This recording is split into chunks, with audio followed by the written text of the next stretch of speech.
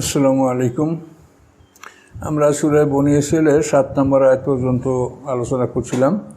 তো 7 নম্বর আয়াতের শেষ ভাগে যে কথাটা আছে, আউযু বিল্লাহি মিনাশ শাইতানির রাজিম, ফাইদা জা ওয়াদুল আখিরাতে লিয়াসু উজুহাকুম, অর্থাৎ বনী ইসরাঈলদের উপরে দুবার বিপর্যয় আসবে। এই দ্বিতীয় বিপর্যয় সম্পর্কে আল্লাহ বলছেন যে যখন তাদের উপরে দ্বিতীয় প্রতিশ্রুতি আসলো, তখন তাদের চেহারাগুলি কালিমায় লেপন হয়ে গেল, তাদের চেহারাগুলি কালো হয়ে গেল, অর্থাৎ তারা চরম বিপদে পড়ে তাদের চেহারার সঠিক দৃশ্য তারা হারিয়ে ফেলছিল।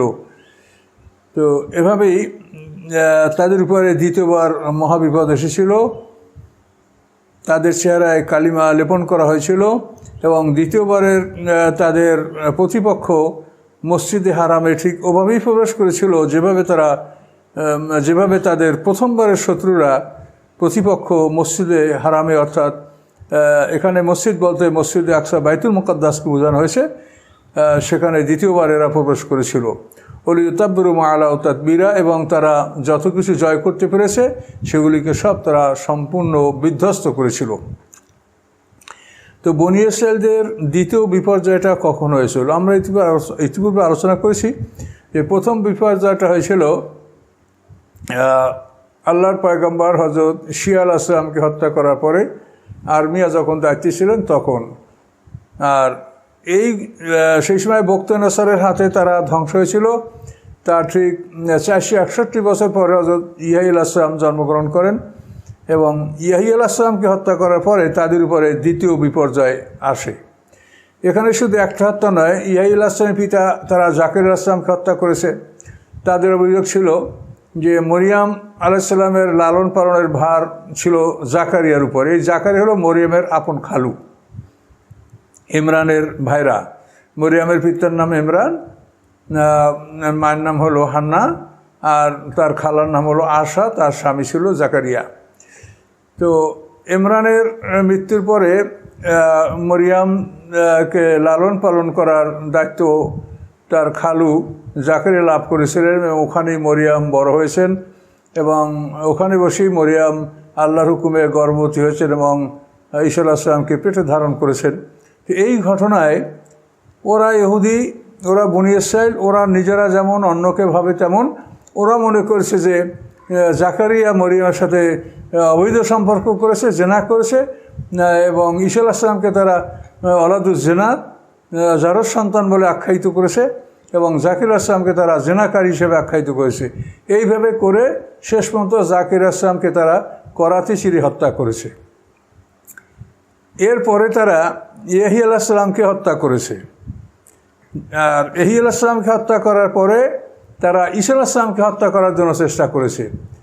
তো এই তিনটা ঘটনার পর ইয়াহইয়া আলাইহিস সালামকে হত্যা করার চেষ্টা করার পরে আল্লাহ তাআলা তাকে আসমানে তুলে নিয়েছেন। তো যেটা ঐতিহাসিক এবং তাফসীরকাররা বলেন যে দ্বিতীয় আক্রমণটা হয়েছে তাদের উপরে 70 খ্রিস্টাব্দে, আর প্রথম আক্রমণটা ঐতিহাসিক এবং তাফসীরকাররা বলেন যে ঈসা আলাইহিস সালামের জন্মের 586 বছর আগে।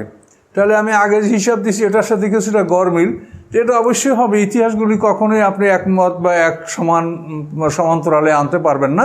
তো মোটামুটি বিষয়টা একটা বিরাট ব্যবধান এবং দ্বিতীয় ধ্বংসটা যে ঈসা আলাইহিস সালামের পরে হয়েছে এটা নিশ্চিত এবং এটা আমরা আলোচনা করলে ইনশাআল্লাহ পাবো। তো দ্বিতীয় বিপর্যয় যখন তাদের উপরে আসলো তখন রোমের এক অত্যাচারী সম্রাটকে আল্লাহ তাআলা তাদের উপরে পাঠালেন। এই সম্রাটের নাম তাফসীরকে খরদুস, তারপরে সাখারিব, সানজারিব। আমি এর মধ্যে সানজারিব নামটাকেই আমি বাছাই করেছি যে সম্ভবত এই সানজারিব এই নামের রোমান সম্রাট এসে বাইতুল মুকাদ্দাস ঘেরাও করল। ঘেরাও করে সে বাইতুল মুকাদ্দাস নিকটতম স্থানে তাঁবু স্থাপন করলো এবং তার প্রধান সেনাপতির নাম ছিল বায়ুল জাজান। এই সেনাপতিকে এভাবে আদেশ করলো যে তুমি এই বনী ইসরাঈলদের শহরে প্রবেশ করে তাদেরকে এমনভাবে হত্যা করবে যে তাদের রক্তের স্রোত যেন আমার তাঁবুর কাছে চলে আসে, আমি যেন তাদের রক্ত দেখতে পাই। আর যদি তাদের রক্তস্রোত আমার তাঁবুর কাছে না আসে তাহলে তুমি তাদের সবাইকে হত্যা করে আমার কাছে রিপোর্ট করবে যে কেউ নাই। তো ওরা যে ইয়াহিয়া আলাইহিস সালামকে হত্যা করেছিল সেটা ছিল খুব মর্মান্তিক ঘটনা। ইয়াহিয়া আলাইহিস সালামের আমলে যে বনী ইসরাঈলদের রাজা ছিল, সে ইয়াহিয়া আলাইহিস সালামকে তার দরবারে স্থান দিত এবং ইয়াহিয়া আলাইহিস সালাম সেখানে যাতায়াত ওঠা বসা করতেন। তো এই বাদশার যে চরম অপরাধটা সেটা ছিল যে এই বাদশার স্ত্রী, তার বয়স অধিক হয়ে গেছিল, তার মধ্যে বার্ধক্য দেখা দিয়েছিল। তখন বাদশার স্ত্রী মনে ভাবলো যে বাদশাহ নিশ্চয়ই এখন নতুন কোনো বিবাহ করার চিন্তা করবেন। তখন ওই মহিলা একটা ষড়যন্ত্র করলো। ওই মহিলার আগের ঘরের স্বামীর একটা কন্যা ছিল খুব সুন্দরী, এই কন্যাটাকে ওই বাদশার সাথে বিয়ে দেওয়ার পরিকল্পনা করলো, যেটা শরীয়তে সম্পূর্ণ হারাম। যেহেতু স্ত্রীর কন্যা হলো নিজের কন্যার মতো হারাম। এই মেয়েটাকে যখন বিবাহ দেওয়ার জন্য ওই মহিলা চিন্তা করলো, তখন ইয়াহিয়া আলাইহিস সালাম বললেন যে এটা সম্পূর্ণ হারাম, যেহেতু এটাকে কোরআনে রাবিবা বলা হয়েছে, ও রাবাইবুকুমুল্লাতী দাখালতুম বিহিন্না। এই যে রাবিবা সূরা বাকারার মধ্যে বলা হয়েছে, স্ত্রীর আগের ঘরের কন্যা স্ত্রীকে বিয়ে করে তার সাথে সংসার ধর্ম করলে স্ত্রীর আগের ঘরের কন্যা সে হারাম হয়ে যায়, মুহররম হয়ে যায় এবং সে নিজের কন্যার মতো, তাকে কোনোদিন বিবাহ করা সম্ভব নয়। তো এখন ইয়াহিয়া আলাইহিস সালাম বললেন যে এই মেয়েটা তোমার মেয়ে, এটাকে বিবাহ করা সম্ভব না। কিন্তু এই জন্য ওই দরবারের রানী সে ক্ষিপ্ত হলো এবং সে তার মেয়েটাকে এমনভাবে প্রস্তুত করলো এবং রাজাকে মদ খাওয়াইয়ে নেশাগ্রস্ত করে তারপর ওই মেয়েটাকে সুন্দর করে সাজিয়ে তার কাছে পাঠাতো। তো রাজা যখন তার ভালোবাসা কামনা করতো, তখন এই মেয়েটা বলতো যে কখনোই তোমার কথা আমি শুনবো না, আমার একটা শর্ত আছে। সেটা কি, যে ইয়াহিয়া আলাইহিস সালামের মাথা যদি আমার সামনে উপস্থিত না করো তাহলে তোমার এই আবেদন আমি রক্ষা করব না। তখন রাজা বললো যে তুমি অন্য কিছু চাও? বলে না, আমি অন্য কিছু চাবো না, ইয়াহিয়া আলাইহিস সালামের মাথা আমি চাই। শেষ পর্যন্ত বাদশাহ আদেশ করে ইয়াহিয়া আলাইহিস সালামকে হত্যা করে তার মাথা হাজির করলো। সেই মৃত মাথায়ও কথা বলছিল যে রাজা, এই কন্যা তোমার জন্য হারাম। এরপরে এই জঘন্য অপরাধ করে সেই মহিলাকে, সেই কন্যাকে বিয়ে করে যে চরম জঘন্য অপরাধ সে করেছে, আর এদিকে পয়গম্বরকে হত্যা করেছে। এই ঘটনাই ছিল বনী ইসরাঈলদের মানে দ্বিতীয়বার যে তাদের ধ্বংস, এই ধ্বংসের প্রত্যেকটা কারণেই খুব বড় কারণ জাকির আলাইহিস সালামকে হত্যা করা এবং ইয়াহিয়া আলাইহিস সালামকে হত্যা করা এবং ঈসা আলাইহিস সালামকে হত্যা করার জন্য তারা চেষ্টা চালিয়েছে। ইয়াহিয়া আলাইহিস সালাম এবং মরিয়ম এরা খালাতো ভাই বোন, আর ঈসা আলাইহিস সালাম হলেন মরিয়মের সন্তান। এদের সময়টা খুব বেশি দূরত্বে নয়, খুব কাছাকাছি সময়ের মধ্যেই ইয়াহিয়া আলাইহিস সালামের পরে ঈসা আলাইহিস সালাম আল্লাহর পক্ষ থেকে রিসালাত লাভ করেছেন। এই ঘটনার পরে তারা ঈসা আলাইহিস সালামকে হত্যা করার চেষ্টা করছে। এটা আমরা সূরা মায়েদায় আমরা বিস্তারিতভাবে আলোচনা করেছি। এই তিন ঘটনার পরে ঈসা আলাইহিস সালামকে আল্লাহ তাআলা আসমানে তুলে নেওয়ার পরে এই বাদশাহ সানজারিব সেইভাবে বায়তুল মুকাদ্দাসকে ঘেরাও করেন, অবরুদ্ধ করেন এবং তার আদেশ তিনি দেন। এরপরে সেনাপতি বায়ুজাদান বাদশার হুকুমে বনী ইসরাঈলদের শহরে প্রবেশ করে। প্রবেশ করার পরে কোন দিক থেকে সে আক্রমণ চালাবেন, শহরের একটা কিনারায় একটা মাটির উঁচু স্তূপ দেখা যাচ্ছিল। এই স্তূপটা হচ্ছে হযরত ঈসা আলাইহিস সালামকে তারা এখানে দাফন করেছে। দাফন করার পর ঈসা আলাইহিস সালামের রক্তটা আস্তে টকবক করে উপরে উঠে ফুটতেছিল। তখন ওরা মাটি দিল, কিন্তু কোনো কাজ হয় না। মাটি ভেদ করে রক্তটা উপরে উঠে টকবক করে ফুটে, তাজা রক্তটা ঠান্ডা হয় না, জমাট হয় না। এভাবে করে শহরের প্রাচীর পর্যন্ত ওরা মাটি দিয়ে উঁচু করছে, কিন্তু রক্তটাকে তারা ঠান্ডা করতে পারছে না। তো ঘটনাচক্রের সেনাপতি বায়ুজাদান মানে তার আক্রমণের দিক নির্দেশনা বা আক্রমণের দিক নির্ণয় করার জন্য তিনি ওখানে উঠলেন। উঠে দেখে একটা রক্ত যে টকবক করে ফুটছে, মনে হয় যেন এক্ষুনি কেউ এখানে কাউকে জবাই করেছে। কিন্তু ওখানে এখনই কেউ জবাই করেছে এর কোনো প্রমাণ পাওয়া যায় না।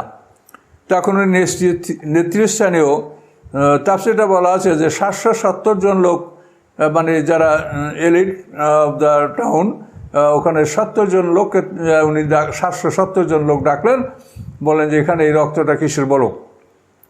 তো তো ওরা বললো যে আমরা এখানে দীর্ঘ 80 বছর ধরে কোরবানি করি, আমাদের সব কোরবানিগুলি কবুল হয়, কিন্তু আমাদের অপরাধের জন্য একটা কোরবানি এখানে কবুল হয় নাই, সেই কোরবানির রক্তটা ওখানে ফুটছে।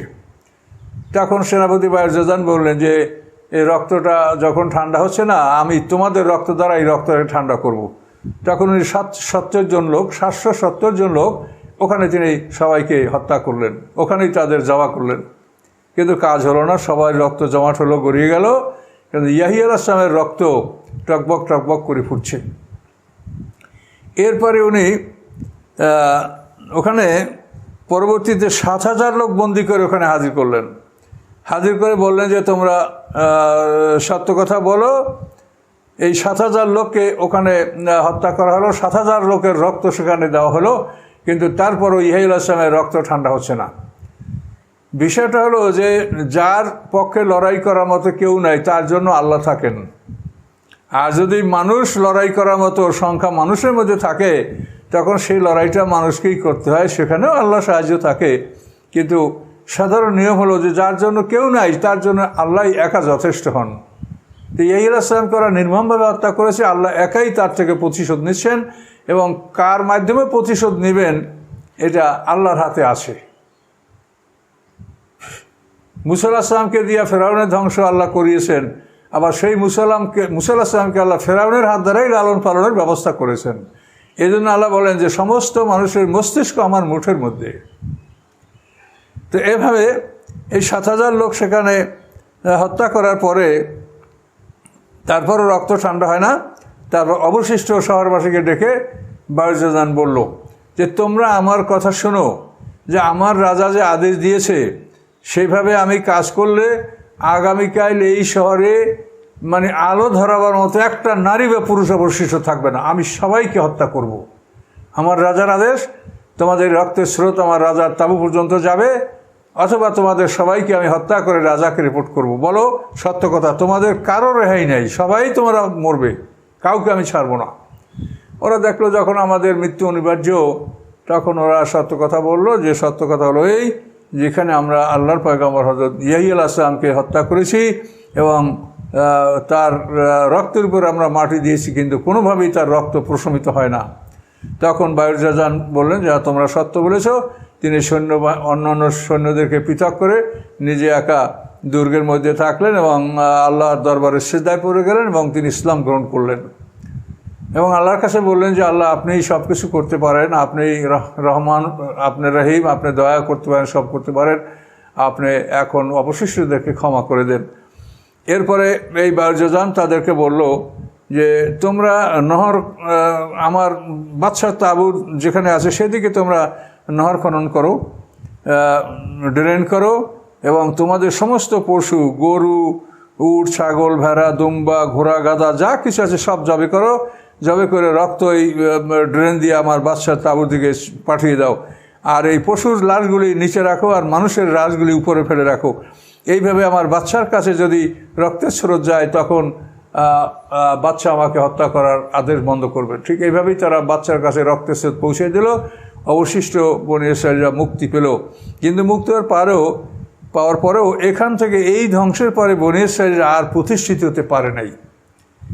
এখান থেকে আরম্ভ করে মুহাম্মদ সাল্লাল্লাহু আলাইহি ওয়াসাল্লাম পর্যন্ত আমরা যে ইতিহাস পাই, সেখানে ইহুদিদের কোনো রাষ্ট্রের কোনো সঠিক ইতিহাস নাই যে এই রাষ্ট্রের তারা মালিক। ইহুদিরা পৃথিবীর বিভিন্ন জায়গায় ছিল এবং তারা যেখানে ছিল তাদের নিজস্ব একটা দুর্গ বা একটা এলাকা নিয়ে হয়তো একটা দুর্গ করে, প্রাচীর করে তারা সেখানে বসবাস করত। কিন্তু ইহুদিদের কোনো এই দ্বিতীয়বার ধ্বংসের পরে আল্লাহ তাআলা তৃতীয়বার তাদেরকে পৃথিবীতে কোনো রাজ্য প্রতিষ্ঠা করার আল্লাহ তাদেরকে সুযোগ দেন নাই। এই জন্য আমরা দেখি যে আল্লাহ রসুল যখন মদিনায়, মক্কায় আবির্ভূত হন, তারপর মদিনা হিজরত করেন, তখন মদিনায় ইহুদিরা ছিল, কিন্তু মদিনার শাসক তারা ছিল না। তারা মদিনায় দুর্গ করেছিল, তারা তাদের বুদ্ধি জ্ঞান খাটিয়ে মুসলমানদের সাথে নানা রকম সম্পর্ক রাখতো, যুদ্ধ বাধাই দিত, যা করার করতো, কিন্তু তারা মদিনার শাসক ছিল না, মক্কারও না, কোনো অঞ্চলেরই না। তারা ওইরকম খণ্ড খণ্ডভাবে সারা পৃথিবীতে বিস্তারিত ছিল। এবং এই বাদশাহ সঞ্জারি বাইতুল মুকাদ্দাস ধ্বংস করার পরে এই ধ্বংসস্তূপই বাইতুল মুকাদ্দাস ছিল। এই বাইতুল মুকাদ্দাস আর কেউ নির্মাণ করে নাই। পরবর্তীতে এসে ওমর ফারুক রাদিয়াল্লাহু তাআলার জামানায় এই বাইতুল মুকাদ্দাসকে পুনরায় নির্মাণ করা হয়েছে। এর আগে পর্যন্ত এই দ্বিতীয় ধ্বংসের পরে আর বাইতুল মুকাদ্দাস কেউ সংস্কারও করে নাই। তাহলে ইহুদিদের ব্যাপারে আল্লাহ তাআলা এটাই বলেছেন যে তারা পৃথিবীতে ভবঘুরের মতো ঘুরে বেড়াবে, আমি তাদেরকে প্রতিষ্ঠিত করব না, আল্লাহ সেটা বলেছিলেন। কিন্তু শেষ পর্যন্ত বর্তমান পৃথিবীতে তারা এখন যেভাবে আছে তাও বহু ধ্বংস তাদের হয়েছে, বহুবার তারা বিপর্যস্ত হয়েছে, ধ্বংস হয়েছে। শেষ পর্যন্ত হিটলারের হাতে তারা চরমভাবে অপমানিত হয়েছে। অ্যাডলফ হিটলার বহু ইহুদি হত্যা করেছে। তো এরপরে বর্তমান পৃথিবীতে মানুষের সাথে সম্পর্ক স্থাপন করে তারা নিজেদের রাষ্ট্র প্রতিষ্ঠিত করেছে। এবং এখানেও আমরা যতখানি তথ্য আমরা পাই যে এই জায়গাতে যেখানে তারা রাষ্ট্র প্রতিষ্ঠা করছে এখানেই দাজ্জালের আবির্ভাব হবে এবং দাজ্জাল ঈসা আলাইহিস সালামের বিরুদ্ধে লড়াই করবে, ইহুদিরা হবে তার সমর্থক, আর ঈসা আলাইহিস সালাম মুসলমানদের পক্ষে থাকবেন, তিনি মুসলমানদের পক্ষে সেনাপতিত্ব করবেন। তো এইভাবেই পৃথিবীর একটা চূড়ান্ত লড়াই আরও আমাদের সামনে আছে, এটা হবে। তো এই জন্য ইহুদিরা যেখানে সমবেত হয়েছে এখানেই সব ইহুদিরা ধ্বংস হবে, তারা ধ্বংসের জন্য এখানে সমবেত হয়েছে। তো আল্লাহ তাআলা এখানে আমাদেরকে এই কথাগুলো বলেছেন যে দ্বিতীয়বার তাদের উপরে যারা আসে তারা তাদেরকে সমূলে বিধ্বস্ত করেছে এবং এই ধ্বংসের পরে ইহুদিরা পৃথিবীতে আর প্রতিষ্ঠিত হতে পারে নাই। আল্লাহ বলেন, আসা রব্বুকুম আইয়ারহামাকুম, সম্ভবত তোমাদের রব তোমাদের উপরে রহম করবেন, তোমাদের উপরে দয়া বর্ষণ করবেন, করুণা দান করবেন। ওয়াইন উত্তমুদ না, এবং তোমরা যদি আবার পাপ নিয়ে ফিরে আসো, আল্লাহ বলেন আমিও শাস্তি নিয়ে তোমাদের কাছে ফিরে আসবো। ও জাআলনা জাহান্নামেল কাফিরিনা হাসিরা, এবং জাহান্নামকে আমি কাফেরদের জন্য করেছি জেলখানা, কাফেরদেরকে ওই জেলখানায় আবদ্ধ করা হবে। ইন্না হাযাল কোরআনা ইহাদি লিল্লাতি আকওয়াম, নিশ্চয়ই এই কোরআন এমন একটি রাস্তা দেখায় যেই রাস্তাটা সবচাইতে সুপ্রতিষ্ঠিত, সুন্দর, দৃঢ় রাস্তা, যে রাস্তা ভাঙচুর বা খণ্ডবিখণ্ড হওয়ার মতো নয়, খুব মজবুত রাস্তা, অর্থাৎ সিরাতাল মুস্তাকিম। কোরআন এই সিরাতাল মুস্তাকিম রাস্তাকে প্রদর্শন করে এবং এই রাস্তার চলাচল শেষান্তে, এই রাস্তার শেষ প্রান্তে জান্নাত। এই রাস্তায় যারা চলবে, রাস্তায় চলা শেষ হলে জান্নাতের সাথে তার ইনশাআল্লাহ সাক্ষাৎ হবে। ওয়ুবাশশিরুল মুমিনাল্লাযীনা ইয়ামালুনা আস-সালিহাতি আন্না লাহুম আজরান কাবীরা। ইন্না হাযাল কোরআন, এই কোরআন সঠিক পথ দেখায়। আর কি করে? ওয়ুবাশশিরুল মুমিনিনা, মোমেনদেরকে সুসংবাদ দান করে। কোন মোমেন? আল্লাযীনা ইয়ামালুনা আস-সালিহাত, যে মোমেনরা সৎকর্ম সম্পাদন করে।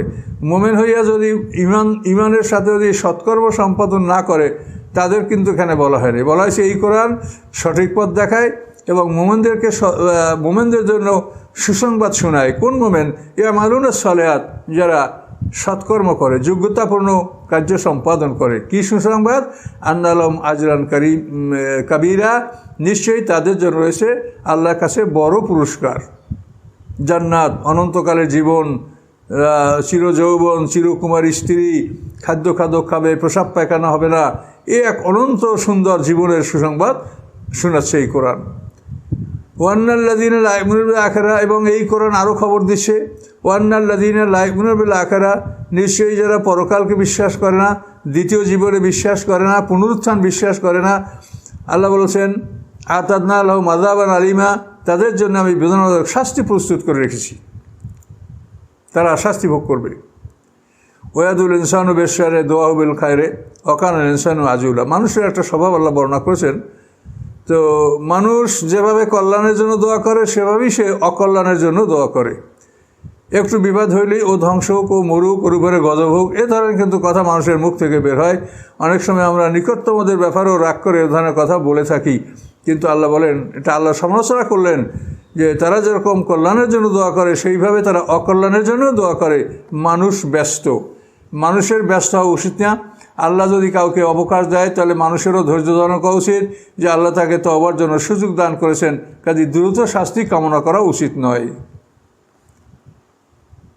আল্লাহ তার কুদরাতের কথা বলছেন, ওয়া জাআলনাল লাইলা ওয়ান নাহারা আয়াতাইনি, দিবারাত্রি দুইটা নিদর্শন, যে কীভাবে আমি দিন সৃষ্টি করি, সারা পৃথিবী আলোকতি করি, কীভাবে আমি আমার এই দিনকে অন্ধকারে পরিণত করি।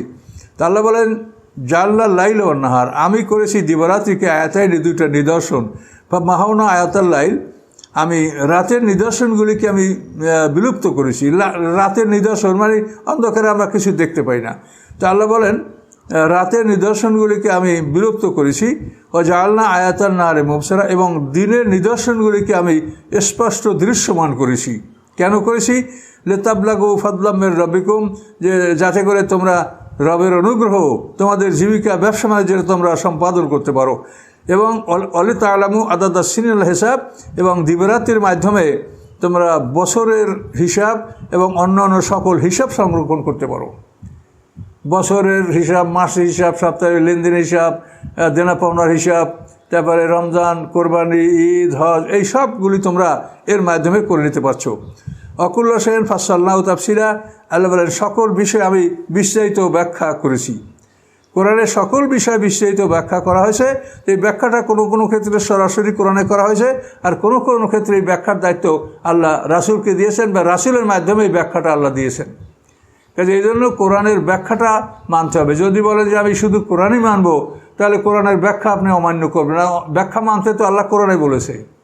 কাজে আপনি যেমন কোরআন মানবেন, কোরআনের ব্যাখ্যাও মানবেন, এবং এই ব্যাখ্যাটা কখনো আল্লাহ সরাসরি দিয়েছেন, আর কখনো রাসূলের মাধ্যমে আল্লাহ ব্যাখ্যাটা দিয়েছেন। তো রাসূলের মাধ্যমে যে ব্যাখ্যাটা দেন ওটাও আল্লাহরই কথা, কিন্তু আল্লাহর রসুল তার নিজ ভাষায় সেটা ব্যক্ত করেন, এতটুকু ব্যবধান, এবং সেটাকে বলে ওহিয়ে গায়রে মাতলুব। তাহলে বোঝা গেল যে কোরআনের সাথে সাথে কোরআনের ব্যাখ্যা হিসেবে রাসূলের কথা বা রাসূলের হাদিস যেগুলি, এগুলো কিন্তু আমাদের মানতে হবে। যদি আমরা নাই মানি, তাহলে কোরআনের ব্যাখ্যা কিন্তু আমাদের অস্বীকার করা হবে।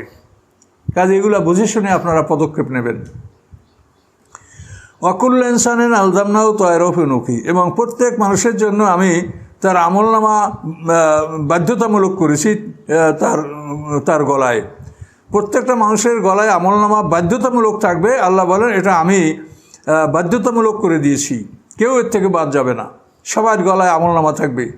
বালেগ হওয়ার সাথে সাথে মানুষের গলায় আমলনামা লেখা হয়, ঝুলানো হয়, এবং এটার লেখাপড়ার দায়িত্ব কিরামুন কাতিবিনের। ও নুখরিজুলাহু ইয়াউমাল কিয়ামাতি কিতাবান, এবং আমি কিয়ামতের দিন তার জন্য একটি লিখিত কিতাব আমি বের করব, ইয়ালকাউ মানসুরা, যেটাকে সে খোলা মেলা দেখতে পাবে। অর্থাৎ এখন যে গলায় আমলনামাটা আছে এটা খোলা না, কেতাব আকারে আমরা দেখতে পাচ্ছি না, এটা সংরক্ষিত আছে কিন্তু আমরা খোলাভাবে দেখতে পাচ্ছি না। তা আল্লাহ বলেন কিয়ামতের দিন এই আমলনামাটাকে, যেটাকে আমি তার গলায় ঝুলিয়ে রেখেছি সংক্ষিপ্ত আকারে, এটাকে আমরা, আল্লাহ বলেন এটাকে আমি মানে কাগজে লিপিবদ্ধ অবস্থায় বিস্তারিতভাবে এটা বের করব। খুব লম্বা লম্বা, মানে একটা পৃষ্ঠা হবে, এরকম শত শত পৃষ্ঠা বা তার চাইতেও বেশি, মানে ঠিক বইয়ের আকারে, কেতাবের আকারে আল্লাহ বলেন এটা আমি বের করব। তখন প্রত্যেকটা মানুষ তার আমলনামা পড়ে দেখতে পারবে, এবং জীবনের সব কর্ম সম্পর্কে সে অবহিত হতে পারবে। এবং তাকে বলা হবে ইকরা কিতাবাকা, এই দেখো তোমার লেখাগুলি পড়ে দেখো, কাফা বিনাফসিকা আল ইয়াওমা আলাইকা হাসিবা, তোমার হিসাবের জন্য তুমি নিজেই আজকে যথেষ্ট। তোমার আমলনামা তোমার গলায় এভাবে খুলে দেওয়া হলো, এই লেখাগুলিকে বড় বড় করে দেওয়া হলো, পড়ার মতো যোগ্য করে দেওয়া হলো। যে মানুষ নিরক্ষর সেও আমলনামা পড়তে পারবে, সবাই পড়তে পারবে। এই আমলনামা তাদেরকে পড়তে দেওয়া হবে, এবং বলে পড়ে দেখো তোমার হিসাবের জন্য তুমি নিজেই যথেষ্ট, তুমি নিজেই বুঝতে পারবে এই করেছো তুমি কি পাবে, তোমার ঠিকানা কোথায় হবে, এটা তুমি নিজেই বুঝতে পারবে। তো কোরআনে আল্লাহ তাআলা এই কথাগুলো আমাদেরকে বলছেন। কাজে আমাদেরকে দুনিয়ায় সতর্ক হওয়া দরকার। যে আমলনামায় খারাপ কিছু থাকলে সেটাকে মিটিয়ে তওবা করে সেখানে ভালো আমল করে সেটাকে আমাদের পূর্ণ করে রাখা দরকার। এভাবেই আমাদেরকে একটা সংশোধন করার পরে কবরে যাওয়া উচিত, মৃত্যুবরণ করা উচিত। মান ইহতাদা ফাইন্নামা ইয়াহতাদি লিনাফসি, যারা সৎপথ অবলম্বন করে তারা নিশ্চয়ই নিজের কল্যাণের জন্যই সৎপথ অবলম্বন করে। সৎপথ অবলম্বন করলে যে আল্লাহর কোনো উপকার হয় তা না, সৎপথ যে অবলম্বন করে সে তার নিজের কল্যাণের জন্যই সৎপথ অবলম্বন করে, এবং এই সৎপথ অবলম্বন করার ফলে সে নিজে কৃতকার্য হবে, জয়যুক্ত হবে, জান্নাতের স্থান লাভ করবে। অমান দল্লা, এবং যে বিপদগামী হয়, ফাইন্নামা ইয়াদুল্লু আলাইহা, সে তার নিজের আত্মার উপরই বিপদগামী হয়। অর্থাৎ এই বিপদগামী হওয়ার কুফল শাস্তি তার আত্মা ভোগ করবে। ওয়ালা তাজিরু ওয়াজরাতুন বিজরা উখরা, কোনো বহনকারী অপরের বোঝা বহন করবে না। প্রত্যেকটা মানুষ সে নিজের পাপের বোঝা নিজেই বহন করবে, কিন্তু সে যদি অন্য কাউকে বিপদগামী করে থাকে তাহলে ওই যে বিপদগামী হয়েছে তার পরামর্শে তার শাস্তিরও একটা বোঝা সে বহন করবে, ফলে তার উপরে নিজের পাপের বোঝা আর অপরের পাপের বোঝা সে বহন করবে। এবং এই বহন করার ফলে যে ভ্রষ্ট হয়েছে তার পাপও কমানো হবে না, সেটা আল্লাহ তাআলা অন্য জায়গায় বলেছেন। তার সমপরিমাণ সাজা তাকে ভ্রষ্টকারী যে তার উপরে চাপানো হবে, এজন্য যে ভ্রষ্ট হয়েছে তার আমল থেকে তাদের মানে পাপটা মিটিয়ে দেওয়া হবে না, শাস্তিমুক্ত করা হবে না, তাকেও মানে নিয়মিত শাস্তি, তার কর্মফলের শাস্তি দেওয়া হবে। ওমা কুন্না মুআযযিবিনা হাত্তা নাবআসা রাসূলা। আল্লাহ রাব্বুল আলামিন বলেন, আমি শাস্তি দানকারী নই যতক্ষণে আমি রাসূল না পাঠাই। রাসূল হলো সংবাদবাহক, রাসূল হলো সরাসরি আসমানি কিতাব পেয়ে যারা পৃথিবীতে আসেন তারা রাসূল।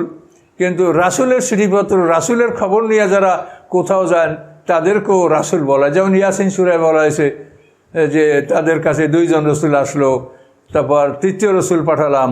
এই রসুলরা কিন্তু আসমানি কিতাব প্রাপ্ত রসুল না, এরা ঈসা আলাইহিস সালামের পক্ষ থেকে মানে হাওয়ারিন বা ধর্ম প্রচারকারী ঈসা আলাইহিস সালাম যাদেরকে দায়িত্ব দিয়েছিলেন যে তোমরা এই অঞ্চলে এই অমুক অমুক তোমরা দায়িত্ব পালন করবে, এই ধরনের মানুষ।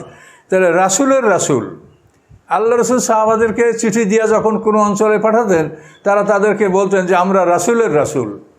তাহলে রাসূল না পাঠিয়ে আল্লাহ তাআলা কোনো জাতিকে শাস্তি দেন না, এটা সত্য।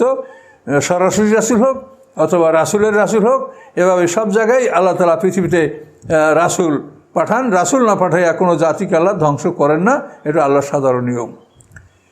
তো পৃথিবীর এমন কোনো প্রান্ত নাই যেখানে আল্লাহর রাসূল বা আল্লাহর পক্ষ থেকে তার দূত সেই জাতির কাছে যায় নাই। যেহেতু আমাদের কাছে মাত্র সামান্য কয়েকজন রাসূলের কথা বলা আছে এবং আল্লাহ বলেছেন যে মিনহুম মান কাসাসনা আলাইকা ওয়া মিনহুম মান লাম নাকসুস আলাইকা, যে তাদের কতকের কেচ্ছা আপনাকে বলেছি, কতকের কেচ্ছা আপনাকে বলিনি। কাজেই যে সমস্তদের কেচ্ছা আমাদেরকে বলা হয় নাই তাদের ব্যাপারে আমরা কিছু বলতে পারছি না। তাহলে আমরা নিশ্চিত যে রাসূল না পাঠায় আল্লাহ কোনো জাতিকে শাস্তি দেন না। দেখেন কোথায় চীন দেশ, এদিক থেকে কোনো দাওয়াত তাদের কাছে গেছে কিনা, বা আমাদের রাসূলের আগে তাদের কাছে কোনো রাসূল গেছে কিনা, সেখানেও দেখেন যে চীনে মুসলমান আছে। পৃথিবীর এমন কোনো দেশ নাই যেখানে মুসলমান পাওয়া যায় না। তাহলে দাওয়াত নিশ্চয়ই পৌঁছেছে, সেটা সরাসরি রাসূলের মাধ্যমে অথবা রাসূলের মাধ্যমে। আর এখন তো সারা পৃথিবীতে দাওয়াত পৌঁছানোটা খুবই সহজ। মিডিয়ায় যে ইসলামের কথাগুলি বলা হচ্ছে পৃথিবীর বিভিন্ন দেশ থেকে, সারা পৃথিবীর মুসলমানরা যেটা আজকে ছড়ায় দিচ্ছে, তার ফলে কেউ বলতে পারবে না যে আমাদের কাছে দাওয়াত পৌঁছে নেই। কেউ এটা বলতে পারবে না, সবার কাছেই দাওয়াত পৌঁছেছে।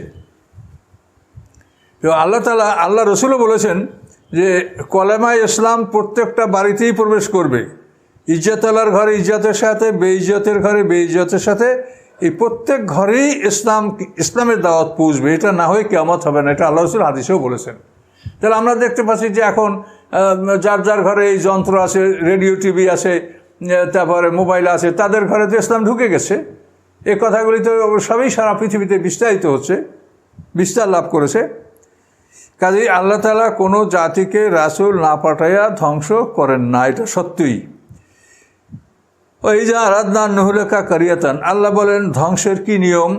আমি যখন কোনো জনপদকে ধ্বংস করতে চাই, আমার নাম মুত্রাফিহা, তখন আমি সেখানের যারা মানে প্রধান, যারা সম্পদশালী, যারা শ্রদ্ধাভাজন, যারা সেখানের নেতা জ্ঞানী, আমি তাদেরকে আদেশ করি ভালো পথে চলার জন্য। কিন্তু ফাসাকু ফিহা, তারা সেখানে শরিয়াত বিরোধী কার্যকলাপ তারা সম্পাদন করে। যখন এই বড়রা শরিয়াত বিরোধী কার্যকলাপ করে তখন সাধারণরা তো অবশ্যই সেটা করবে। বড়রা অপরাধ করলে সাধারণরা তো অবশ্যই সেটা খুব সহজে করবে। এটা যখন হয় তখন বড় এবং ছোট সবার মধ্যে অপরাধ যখন ছড়িয়ে পড়ে, আল্লাহ বলেন ফাক্কা আলাইহাল কাওল, তখন আমার আদেশ সেখানে অনিবার্য হয়ে পড়ে। ফাদাম্মানা তাদমিরা, আমি তাদেরকে সমূলে বিধ্বস্ত করি। তাহলে আল্লাহ তাআলা জ্ঞানীদেরকে, নেতাদেরকে হেদায়েতের দাওয়াত দেন, হেদায়েতের বাণী পৌঁছান, কিন্তু তারা হেদায়েত না গ্রহণ করে অন্যায় করে, এবং বড়রা যখন অন্যায় করে তো ছোটদের মধ্যে সেই অন্যায়টা স্বাভাবিকভাবেই সরে পড়ে। আর বড়রা ভালো থাকলে ছোটরা কিন্তু ভয় করে। বড় অফিসার ঘুষ না খেলে পিয়নে ঘুষ খাইতে সাহস করে না, লুকেই থাকে। কিন্তু যদি জানে যে আমার সারেরও এই অবস্থা, তাহলে ওরা কিন্তু খুব প্রকাশ্যে ওরাও এই অপকর্ম করবে।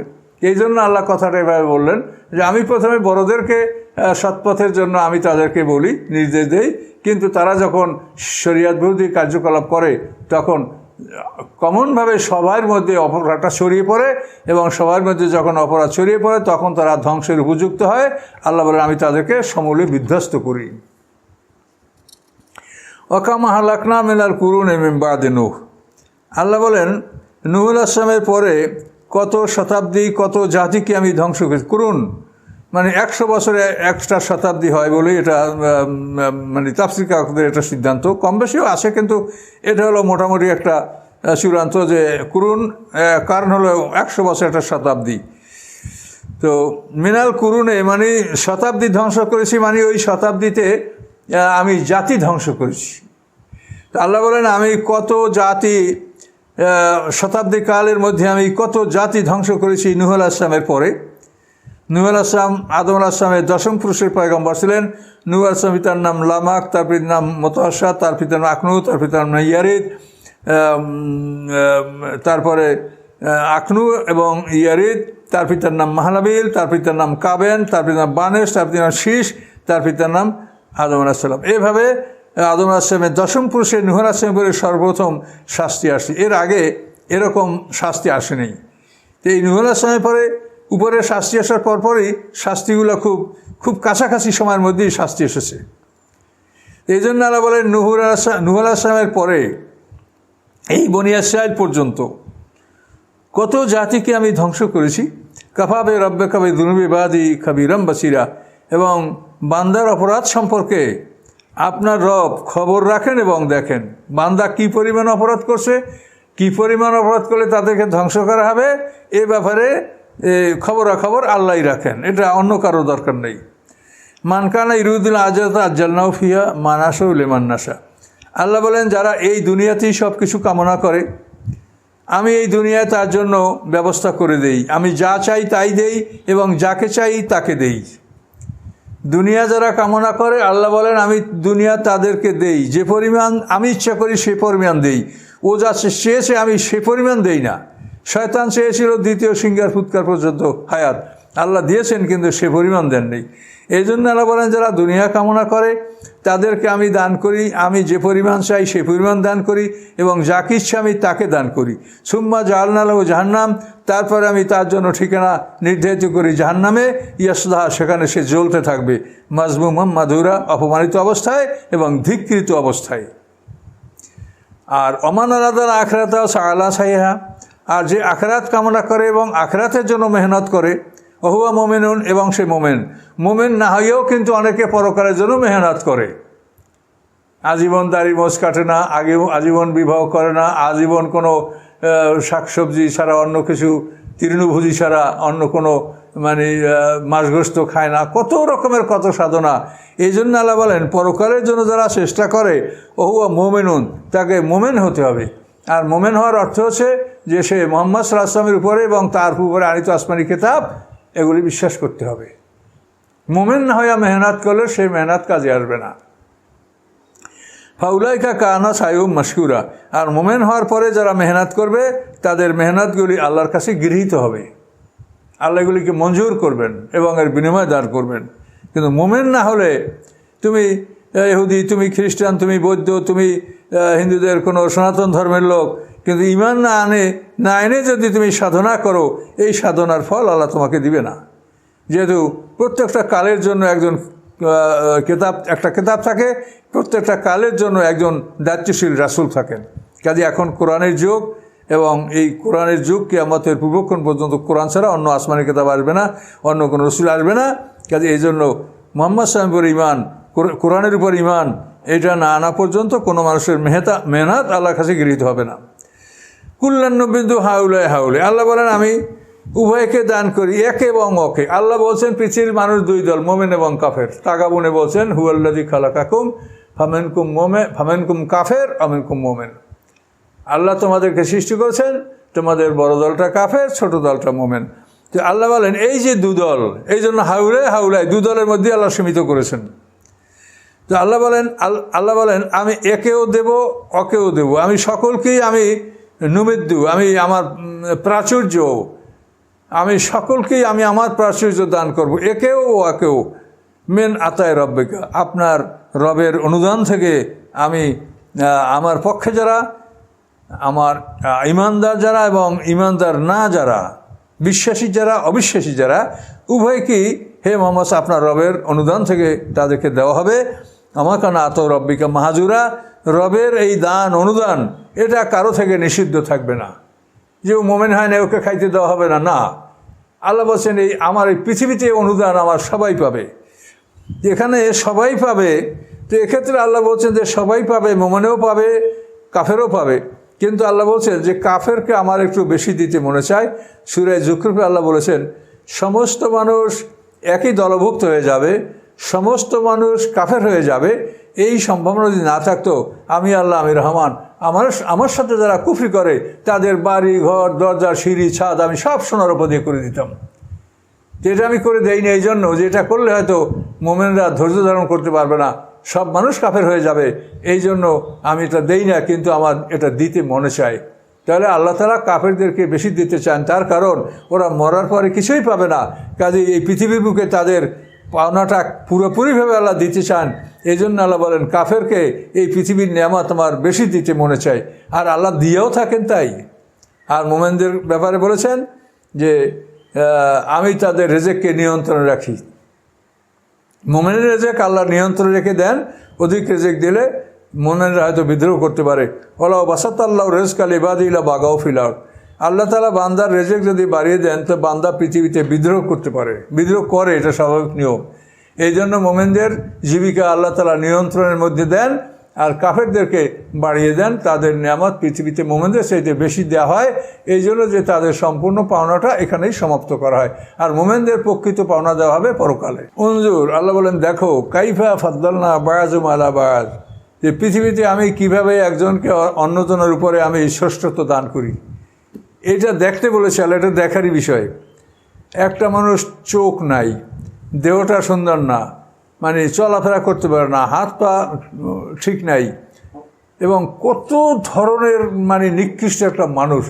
কোনো মানুষ এমন অদ্ভুতভাবে আল্লাহ সৃষ্টি করেছেন যে একাকী দেখলে মনে হয় কেউ ভয় পেয়ে যাবে। তাদেরকে যদি চলাফেরার পথে কেউ একাকী দেখে তাহলে দেখলে ভয় পাবে যে তার চেহারা মুখমণ্ডলে এমন মানে বড় বড় টিউমার, এমন বড় বড় ভয়ঙ্কর আকৃতি, এভাবে কত নিকৃষ্টভাবে আল্লাহ মানুষ সৃষ্টি করেছেন, এরপরও তার ধন সম্পদও নাই। যে আল্লাহ বলেন যে তুমি দেখো যে আমি একজনকে আর একজনের পরে আমি কত শ্রেষ্ঠত্ব দান করছি।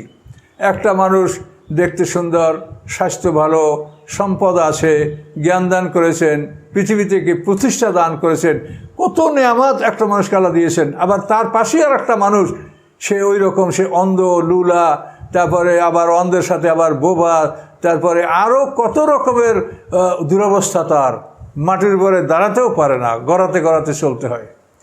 তা আল্লাহ বলেন যে দেখো যে আমি একজনকে অন্যদের উপরে এই পৃথিবীতে আমি কত ব্যবধান আমি করেছি, শুধু তোমাদের উপদেশের জন্য, নসিহতের জন্য, তোমরা এর থেকে বুঝবে, তোমাদের জ্ঞানের জন্য আমি এটা দিয়েছি। কিন্তু আল্লাহ আখিরাত আকবর দারাজাত ও আকবর তাবদিলা, এবং পরকালের ব্যবধানটা এর চাইতে আরও অনেক বড় হবে। একজনের জ্বলন্ত আগুনের মধ্যে থাকবে, আর একজন বাগানের মধ্যে মৃদু বাতাসের মধ্যে আনন্দের মধ্যে থাকবে। তাহলে দেখেন তো, আল্লাহ বলেন যে পরকালের ব্যবধানটা এর চাইতে মারাত্মক হবে। পৃথিবীতে যাকে অন্ধ, বোবা, লুলা করে সৃষ্টি করে, সেও এই পৃথিবীর সমান আবহাওয়া, জলবায়ু, এটা তো সে ভোগ করার সুযোগ পাচ্ছে, কিন্তু ওখানে কিন্তু সেটা সমানভাবে ভোগ করতে পারবে না।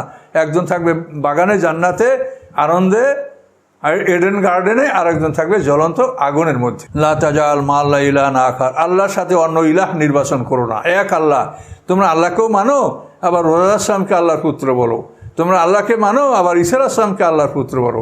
মক্কার মুশরিকরা আল্লাহকে মানে, আর লাতুল জামানাত এদেরকে লাগবে, ওল হবল লাগবে, সব মূর্তি লাগবে। তারা আল্লাহর নেয়ামত ভোগ করে, তা নাকি ওই তাদের মূর্তির সুপারিশের কারণে আল্লাহ তাদেরকে দিয়ে থাকেন। এইভাবে শয়তান তাদের মনের মধ্যে এমনভাবে শিরককে গেঁথে দিয়েছে যে শিরক কোনোভাবেই তারা বর্জন করতে রাজি না। তাই আল্লাহ বলেন আল্লাহর সাথে কোনো উপাস্য নির্বাচন করো না, আল্লাহ ছাড়া অন্য কোনো উপাস্য নাই। যদি করো ফাতাকুদা মাজমুমা মাকজুলা, তাহলে তুমি অপমানিত এবং ধিক্কৃত অবস্থায় তুমি পড়ে থাকবে জাহান্নামের মধ্যে। তোমার কোনো শান্তির ফয়সালা তোমার জীবনে আসবে না।